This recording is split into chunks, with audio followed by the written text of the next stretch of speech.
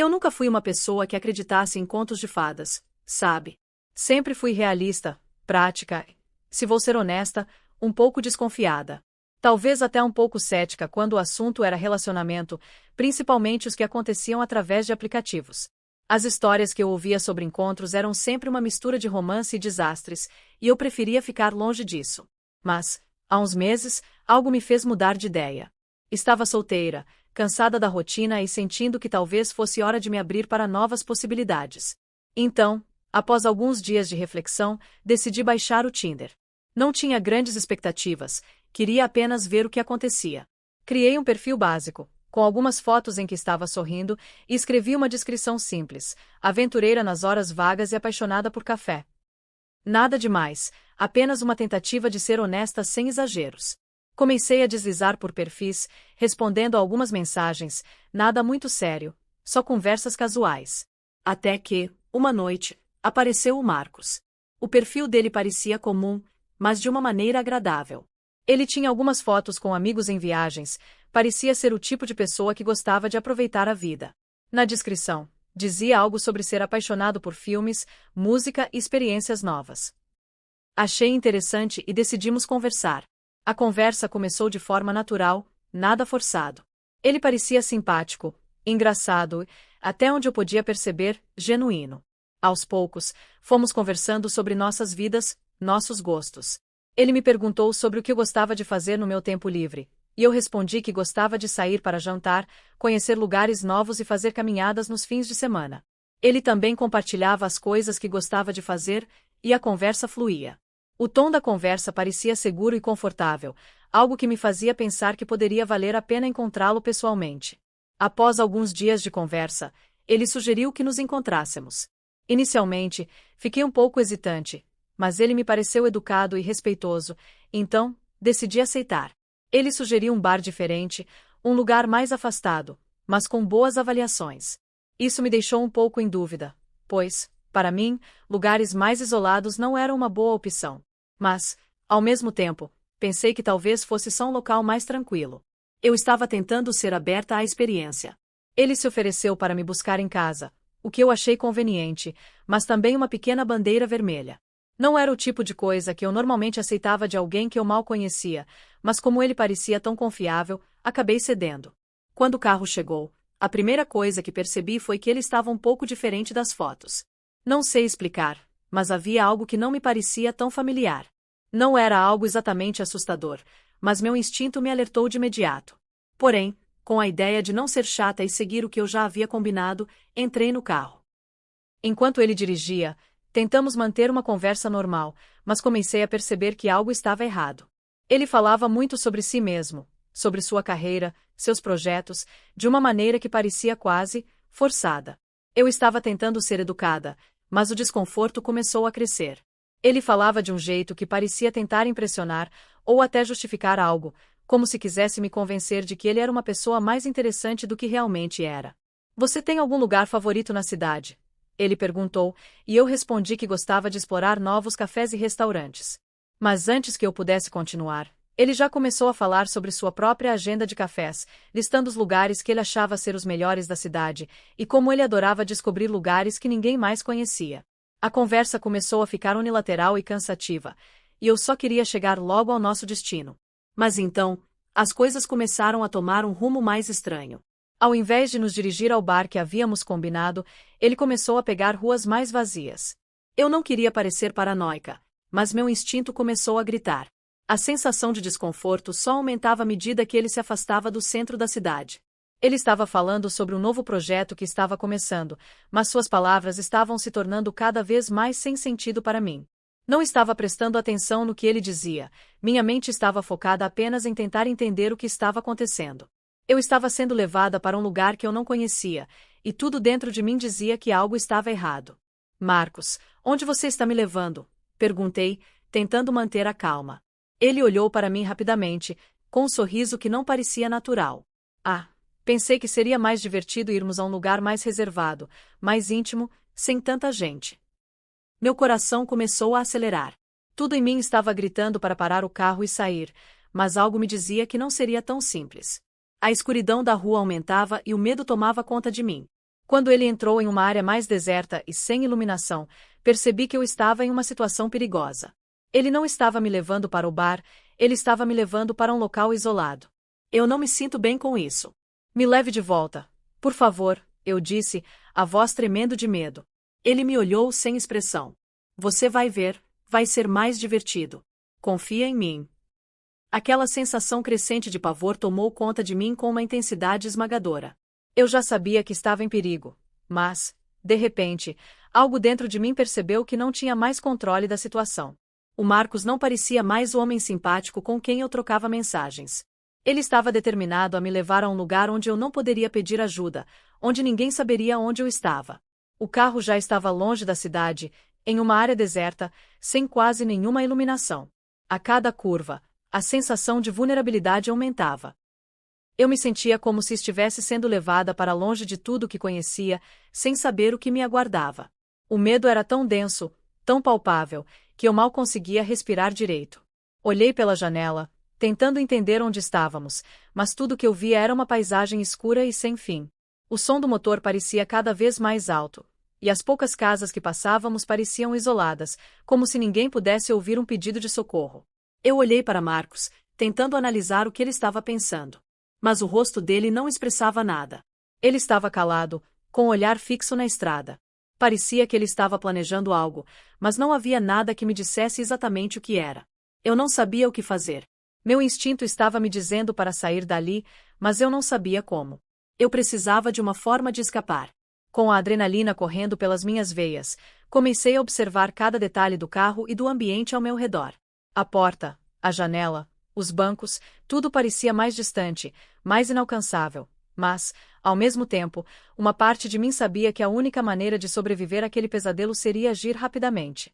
Foi quando ele desviou a atenção para o rádio, começando a mexer nos botões e mudando a música para algo mais pesado, com uma batida constante. Eu vi uma oportunidade. Uma fração de segundo em que ele estava distraído, onde poderia agir sem ser notada. Minha mão se moveu quase sozinha. Eu a estendi para a maçaneta da porta, e em um impulso frenético, puxei com toda a minha força.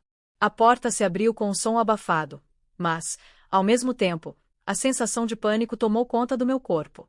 O carro ainda estava em movimento, e eu sabia que seria arriscado sair naquele momento. Mas eu não pensava. Não pensei no perigo de cair, ou no impacto de uma possível queda. Eu sabia que precisava sair dali. Minha vida dependia disso. Então, com toda a coragem que eu não sabia que tinha, eu simplesmente pulei. Senti o vento forte no meu rosto enquanto meu corpo caía em direção ao asfalto. O impacto foi brutal, um choque doloroso contra o chão. Meus joelhos, minhas mãos, tudo queimava de dor, mas, mesmo assim, eu não parei. O som do carro desacelerando atrás de mim foi o único sinal de que ele estava tentando me alcançar. Não sei se ele estava surpreso, ou apenas furioso por eu ter fugido, mas o fato era que ele não estava disposto a me deixar escapar tão facilmente. Eu me levantei o mais rápido que pude, com as pernas bambas e a mente em estado de pânico. Tudo dentro de mim estava gritando para correr, para me afastar o mais rápido possível daquele carro, daquele homem. Ele não poderia me pegar, não poderia. E eu não queria saber o que aconteceria se ele o fizesse. Corri sem olhar para trás, sentindo o peso do medo me empurrando. Cada passo parecia levar uma eternidade, e a dor nas minhas pernas e nos meus joelhos, que antes era quase insuportável, agora parecia uma preocupação secundária. Eu não sabia onde estava indo, mas sabia que qualquer lugar era melhor do que ali, com ele atrás de mim. Eu corri por o que pareceu uma eternidade. O tempo pareceu esticar, e a sensação de desorientação aumentou à medida que passava pelas ruas desertas, sem nenhuma alma por perto. Mas eu não podia parar. Não podia pensar em nada além de continuar correndo. O medo, a adrenalina, o impulso de escapar me mantinham em movimento.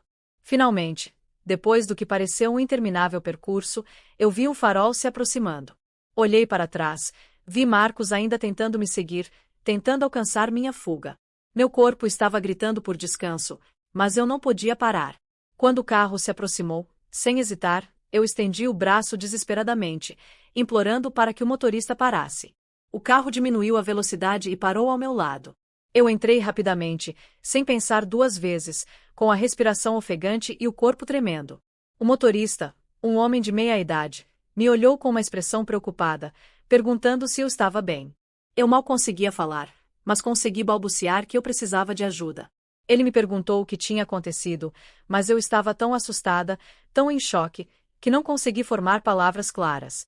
Ele viu o pânico nos meus olhos e, sem hesitar, disse que me levaria diretamente à delegacia.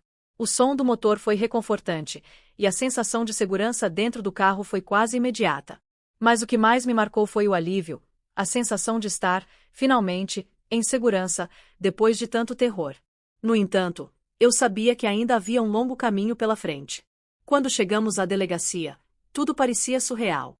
Eu mal conseguia entender o que havia acontecido, mal conseguia processar a gravidade da situação. A polícia me recebeu rapidamente e, depois de ouvir meu relato, me deram água e um cobertor para me acalmar. Eu estava tão exausta e tremendo tanto que quase não conseguia me concentrar. Mas, aos poucos, com a ajuda da polícia, comecei a entender o que havia acontecido. Eles rastrearam o carro de Marcos usando a placa e conseguiram localizá-lo em um bairro próximo. Eles disseram que Marcos já tinha antecedentes por comportamento agressivo e tentativas de outros encontros forçados, e, graças à minha ação rápida, não pude ser mais uma vítima. Aquele foi um dos momentos mais intensos da minha vida. O fato de ter sobrevivido àquele encontro e saído sem maiores danos foi algo que ainda estou processando. A experiência me mostrou a importância de confiar em meus instintos, de agir rapidamente quando necessário, acima de tudo, de nunca subestimar o poder da minha própria coragem. Eu estava em choque, mas grata por estar viva. O trauma de saber que algo tão horrível poderia acontecer em uma situação aparentemente inocente foi algo que jamais vou esquecer. Mas a lição mais importante que aprendi foi essa: quando sua intuição grita, escute. Sua segurança nunca deve ser negligenciada, e você deve sempre se lembrar de que, se você puder, deve agir rapidamente. A polícia levou Marcos para a delegacia e iniciou o processo legal. Para mim, o alívio de saber que ele não poderia mais me fazer mal foi tudo o que eu precisava. A sensação de medo finalmente começou a diminuir, mas as cicatrizes emocionais permaneceram. A experiência me ensinou uma valiosa lição sobre confiança, intuição e, mais importante, sobre a força que reside dentro de nós mesmos para enfrentar nossos piores medos e sobreviver. E, apesar de tudo o que aconteceu, se há algo que aprendi nesse pesadelo, é que nunca, jamais, devemos ignorar nossos sentimentos e a nossa segurança, não importa o quão amigável alguém pareça ser. Quando finalmente cheguei à delegacia e fui atendida, tudo parecia surreal. Eu estava em um estado de choque, ainda tentando processar o que tinha acontecido. O alívio de saber que estava em segurança me envolveu, mas o peso da experiência me deixou devastada. O que parecia ser um simples encontro arranjado por um aplicativo de namoro havia se transformado em um pesadelo de proporções inimagináveis. Não pude deixar de me questionar: como eu pude ter deixado isso acontecer? Como pude ser tão ingênuo ao acreditar que uma simples conversa online seria inofensiva? Mas, ao mesmo tempo, sentia uma estranha gratidão. Eu havia sobrevivido. E, mais importante, eu tinha aprendido uma lição valiosa sobre confiança e segurança. O instinto que eu havia ignorado no começo da noite foi o que me salvou. Se eu tivesse hesitado, se eu tivesse dado mais uma chance para as palavras de Marcos ou tentado ser mais educada ou compreensiva, o que teria acontecido? Eu não queria nem imaginar. Os policiais que me atenderam foram incrivelmente atenciosos, mas também estavam profundamente preocupados com a gravidade da situação. O que Marcos fez não era apenas um caso de comportamento inadequado, mas algo mais sombrio. Ele não era apenas um cara estranho que havia tentado me convencer a ir a um lugar afastado. Havia uma rede de comportamentos abusivos e manipuladores por trás disso tudo. Fiquei sabendo, mais tarde, que ele tinha antecedentes, e esse encontro não foi uma ocorrência isolada. De alguma forma, o fato de ele já ter agido de forma agressiva com outras pessoas me deu uma sensação de justiça, como se eu tivesse evitado que mais vítimas caíssem nas suas mãos. Ainda assim, não pude evitar de me sentir estranha. Como algo tão simples, uma troca de mensagens em um aplicativo, pôde me levar a uma situação de risco tão alto. Eu passei dias processando tudo, tentando entender o que havia falhado. O que me incomodava mais era saber que minha educação e desejo de ser educada haviam me levado até ali. Eu quis ser compreensiva, quis acreditar que todos merecem uma chance, mas a verdade é que, às vezes, não podemos nos dar ao luxo de ser educados com alguém que está claramente tentando nos manipular. Quando nossos instintos nos dizem que algo não está certo, não devemos ignorá-los. A experiência foi traumática, sem dúvida, mas também me deu uma nova perspectiva sobre a vida. O que antes eu via como simples precaução passou a ser um princípio vital: confiar no seu julgamento e na sua intuição. Em situações como aquela, tentar ser educada ou polida não é apenas imprudente, é perigoso. Eu não queria ser rude, não queria parecer paranoica, mas, ao final, meu medo foi o que me manteve viva. E não me arrependo de ter agido rapidamente. Eu sabia que se tivesse esperado mais, se tivesse hesitado um segundo a mais, as consequências poderiam ser muito mais graves. Se você está lendo isso e já teve um pressentimento desconfortável sobre alguém, sobre uma situação ou sobre um encontro, por favor, confie nesse pressentimento. Não ignore os sinais. Eles não vão te enganar. A sensação que nos alerta sobre algo errado, aquela ansiedade inexplicável, é a nossa forma de autoproteção. E, como aprendi da maneira mais difícil, nossa segurança nunca deve ser colocada em segundo plano para agradar os outros. Foi assim que a história terminou para mim, com um aprendizado profundo sobre o valor da segurança pessoal. Mas também, foi um lembrete de que, muitas vezes, a maior força vem da nossa capacidade de ouvir a nós mesmas, de confiar em nossos sentimentos e, sobretudo, de agir. Nós, como mulheres, temos o direito de nos sentir seguras e respeitadas. Não importa quem seja o outro, ou o que ele diga. Se algo não parece certo, é porque provavelmente não é. Essa experiência me fez perceber que a confiança no próprio julgamento e no instinto não é apenas uma habilidade de sobrevivência, mas um ato de autocuidado.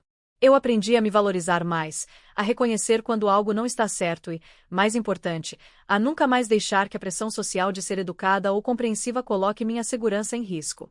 Não há nada de errado em seguir a intuição e fazer o que é necessário para se proteger.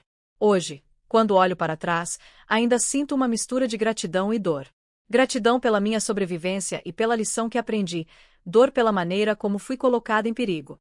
Mas, no final das contas, eu me vejo mais forte, mais consciente e mais determinada a nunca mais ignorar o que meu instinto me diz. Agora, meu conselho é simples: se algo não parece certo, não importa o quanto você queira acreditar no contrário, não ignore. Faça o que for preciso para se manter segura. E lembre-se, sempre, que o respeito e a proteção de si mesma vêm em primeiro lugar. Essa história não é só sobre um encontro que deu errado, mas sobre o poder de ouvir a si mesma e a coragem de agir, mesmo quando o medo tenta te paralisar. Porque, no final, só nós podemos realmente cuidar de nós mesmas. E, por mais doloroso que tenha sido, aprendi que a nossa segurança e bem-estar nunca devem ser comprometidos por nada, nem mesmo por um encontro que, no papel, parecia inofensivo.